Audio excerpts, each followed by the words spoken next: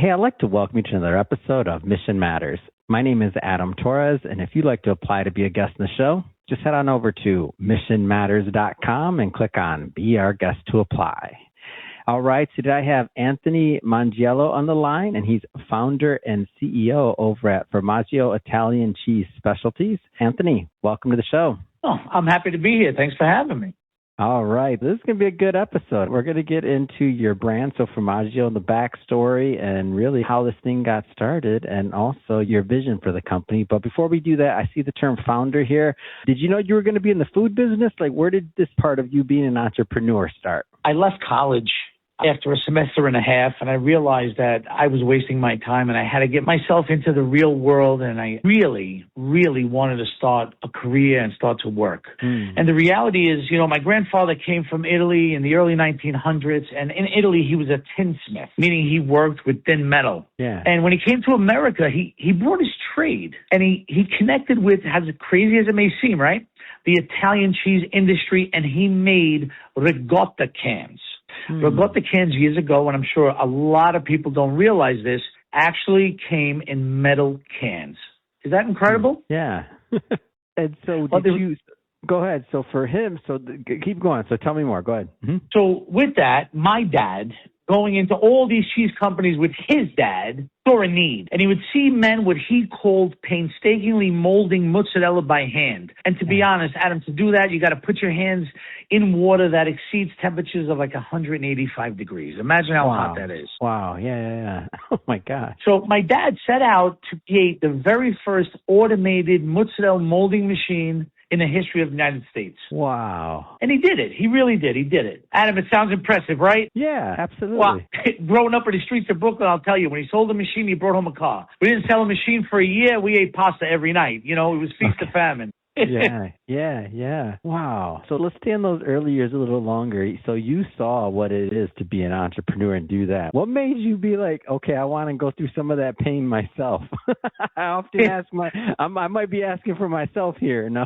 It's funny. I don't gamble at all. I'm not a gambler. And I have people that tell me, Anthony, I have never, ever seen anybody gamble things bigger than you do. And that's because I believe in myself.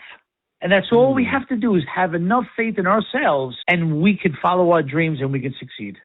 That's amazing. So now take me further. So you're in college. Yes. You're like, how'd you get the idea for this, first off? Like this brand, this company that you created. So you're in college. You want to get out. Your dad had obviously some background in cheese. You grew up around it in a certain sense, not just eating it, but your dad was basically in that business as well. What made you think of this brand? What happened was I left college, and my dad got me a job with a friend of his who's the largest paleo cheese distributor in the metropolitan area. And the reality was, it was there that I got my hands into cheese for the first time, because he had a little cheese operation going on in a little downstairs room that he had. And to be honest with you, one of the men that used to put their hands in that very hot water years ago, like I was telling you about, was someone who taught me this craft of pulling curds and making fresh mozzarella. And I actually fell in love with it. So you were doing that when you were younger? You were already kind of like understanding that when you were younger? Just to make sure I understand the timeline. Well, the timeline would be I left college, got a job. So I was 18, going on 19, and I went to work for this cheese distributor. And he started making cheese in his place with one of those men that were molding cheese by hand years ago, And you know what's funny? You say you learned. You learned like the old school ways and everything. That must have been quite a experience. Adam, that's the fact. The thing is, you learn the good and the bad. I got to tell you, he used to stand over the pot with a cigarette in his mouth, and he'd have the whole pot of mozzarella. And when an ash fell in, he said, don't worry, it tastes better. I said, come on, Miguel, what are you doing? You can't. Don't worry, he used to tell me. So you learn the do's and you learn the don'ts, Yeah.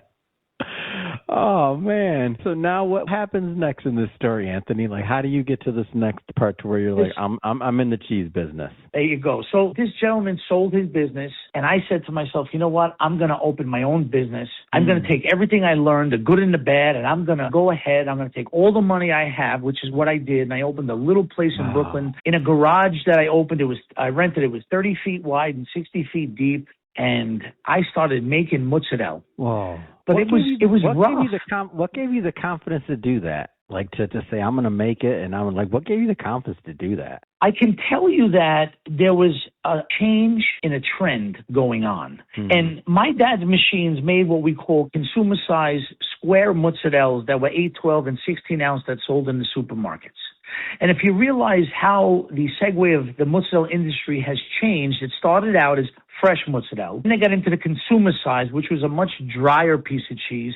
And then consumers realized we're smart enough. We want the old world fresh mozzarella back. So I started at a time when there was this change happening and people wanted fresh mozzarella. And I said, well, that's a good trend to go after. Let me see what I can do to try and make a run of this. And that's what I did. I opened my own little factory.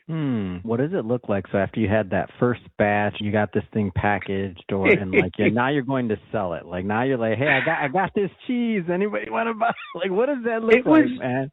It's a great question because it was so rough. I was selling products. Like, what do you do? This is exciting. I was selling products everybody else was. I was making water mozzarella, where you make the mozzarella, you put it in the water, you put it in a white pail, and you go sell it to a Salamaria or a pork store or a deli, you know? And that was the whole thing for me. Is the realization was it was so competitive. I had the business, Adam, 1 week, and I lost it the next week. I go into a pork store, say, Mr. Vitale, I want to sell you mozzarella. He says, you're a nice kid, Anthony, but why am I going to buy it from you? And the truth is, I didn't have a good answer. I told him I'll give him a better price. Believe it or not, a week later, I was out the door because he showed my bill to his old vendor, and he gave him a nickel off, and I was out the door. It was crazy. It was scary. But I tell you, Adam, I went to my pop, and he was my mentor and not my partner. And I said, Pop, look, how am I going to build a business off such a rocky foundation? I have business today and I lose it tomorrow. He gave me these words of wisdom. He said, it's because you're selling items everybody else is. If you could create your own items, you won't face that problem. You can create your price and you can create your niche in the market. Wow. And those were words that took us to where we are today. So what, after those words, I want to stick in that early days a little bit longer. We'll get into where you're at today in a minute, but so now how do you go and say, okay, what do I like? Give me some of your creative process there, because that's super interesting. I realized that I wanted to be in the supermarkets. Most of the people making fresh mozzarella were selling it all food service, behind the counter, no brand recognition of any kind. So I went into the supermarkets and started walking the stores, as I do even still today, and I look for the voids. And I said to myself, what's going on in this store? Well, they're selling 1 pound mozzarella and they're selling little cherry size, we call them cellangini, but cherry size balls of mozzarella in water. And I said, but who's buying this product? The only people buying that product, believe it or not, back in 1991 when I started, were Italian people. And the reason for that is because they knew what to do with it. When I took home these cherry-sized mozzarellas, I would make a salad out of it. I would marinate it in fresh herbs and spices, and I would put some olive oil and create this antipasto that was just delicious. Fresh mozzarella marinated with fresh herbs and spices, and I have to tell you, that's what took us from a zero to a hero. Was the first time I took that to the market. So what happened was I said, if I enjoy this, and Italian people enjoy this product so much, how do I create it in a way and teach other ethnicities, other walks of life and people that are missing out on this? How can I get them to buy this product? And because I pre-marinated it, I took all the guesswork out of it, and I created it with what I call a no-brainer. All the flavor is in the cup. All you do is open it and serve it. And it took off. Wow. So what was that like when you first had the idea to create the packaging and all the other stuff on that? Because creating products it's easy. It's not easy. Excuse me. Like, what was that like? You're creating the packaging, you're going a whole different route. Like, what was that piece like? Because you're taking a chance there. It hasn't really been done, so you're taking a chance. It was just that. It was a lot of chances. But again, I believed in myself. I did a lot of analyzation in the market with my own brain. I walked around those supermarkets. I realized I think we can expand the fresh mozzarella category to other ethnicities, because people really weren't buying it back then. There was only a very, very limited assortment available in a supermarket. And I said, if I can start to create items, value-added, consumer-friendly items like this one, well, maybe we can grow a business out of it. But the first item did so well, it just gave me the ambition to continue to create, to look and walk those stores and look for the voids. Yeah, it makes so much sense. And the product's beautiful, by the way. When I seen it and looked at it and everything else, I'm like, man, this is like, you made it user-friendly for people that don't know what to do with it, like genius. I appreciate that. But want to know something? Please. You hit on something really special. You said it looks beautiful. Now, I have a philosophy, and the philosophy for Formaggio is quality is number one. No, excuse me. Food safety is number one. Quality is number two. And the number three, is what I call saleability. I want to package and create items that consumers will not just walk by in a supermarket. When they see it, I try to make the package very transparent so consumers would at least be under the impression that they want to pick this up because it looks so good. Then we'll be able to get them to bring it home. Absolutely, and then by you adding all these different ingredients in there, to me it seems easy. Like it's an easier proposition than if you were to have all of those ingredients and then create that mixture yourself. It's like, one, it's already done for me, so the convenience factor for me, it looks beautiful, but you got me on convenience factor as well. You know what? Everybody's busy these days, Adam. Men are working, women are working, and nobody has time, but nobody wants to compromise when it comes to food. And that's a philosophy that I use every time I create a new item, is to give people the best that they can possibly buy in a high quality, yet always staying authentic to the Italian heritage. It's wonderful. So where are you at today? Like, talk to me about some of the flavors, where you're distributed, other things like that, plans for the company. Let's get to where you're at today. Absolutely. I'm so proud to say that Formaggio has grown so large over the last 3 years. We've actually tripled our sales. The company is booming because consumers are smart. Yeah. Thank you. And you know what? It is. Look, I've been doing this for 35 years. It's a long time. But I've never changed from what my original goal was, to create the best high-quality items I possibly can for consumers to take home. Now, I'm going to tell you, I used to run from the back to the front when I first built Formaggio, answering the phone with my boots and my apron on. My hands were all wet because I was making mozzarella, you know? Yeah. But now I'm proud to say Formaggio has over 400 employees. Wow. But we are craftsmen. We are a real artisanal operation. We have people that take let's say the size of your finger, a stick of mozzarella, fresh mozzarella, and wrap it with authentic Italian aged and cured meats. And they do it by hand, like they're rolling a good cigar, because there's no compromise when it comes to that quality. I have a saying. You want to hear it? Yeah, I'm on it. I'm in. What hands create, machines cannot duplicate. Yeah. And I'm going to tell you that I love giving people work. I love to support the American dream. I love to go downstairs and see my people working as diligently as they are. And I tell them, listen, we make millions of pounds a year, but one person is buying one piece of cheese. So every piece of that cheese has got to be perfect. If it's not perfect, it's not packed. It's important. It really is. But we are available now. We sell nationally and internationally. But you can find our product in Sam's Club, in Walmart. You can find it in certain areas of Costco. You can find it in many supermarkets across the country.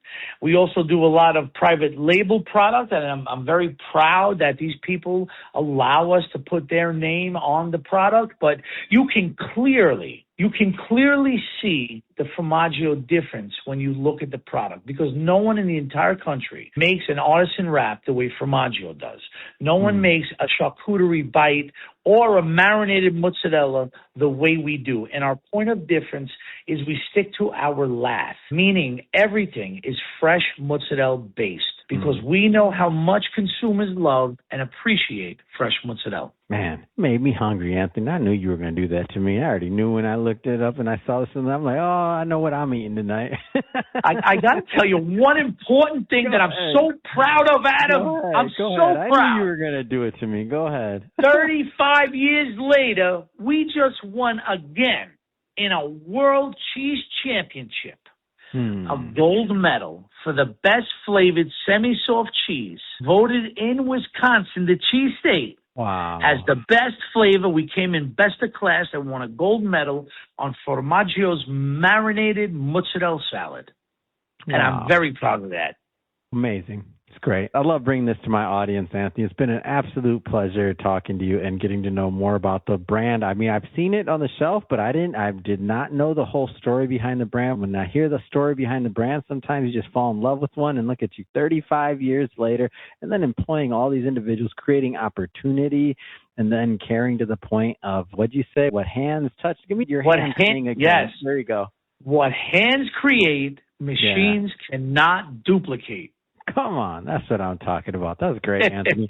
How do people continue to follow the brand and continue to follow that? I mean, you're all over the place, Costco. I mean, you're in all the major stores. Like, how do people continue to follow the brand? Well, we teamed up with a very Italian company called Growing Up Italian, which has got a tremendous following of millions of people. We support them, and we do a lot of skits with them on social media, and it's a lot of fun working with Sabino and Rocco. But we have our own social media page. You look up Formaggio Cheese. You can go on the website, look for FormaggioCheese.com. And I am, just as you know, a.k.a. the Big Cheese.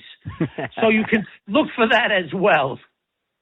Fantastic. For everybody listening, we'll definitely put all that information in the show notes so you can just click on the links and head right on over and connect. And speaking of the audience, if this is your first time with Mission Matters and you haven't done it yet, hit that subscribe or follow button. This is a daily show. You heard me correct. Each and every day we're bringing you new content, new ideas, and hopefully new inspiration to help you along the way in your journey as well. So hit that subscribe or follow button. And Anthony, it's been an absolute pleasure working with you today. Thanks for coming on. Pleasure's been all mine. Thank you.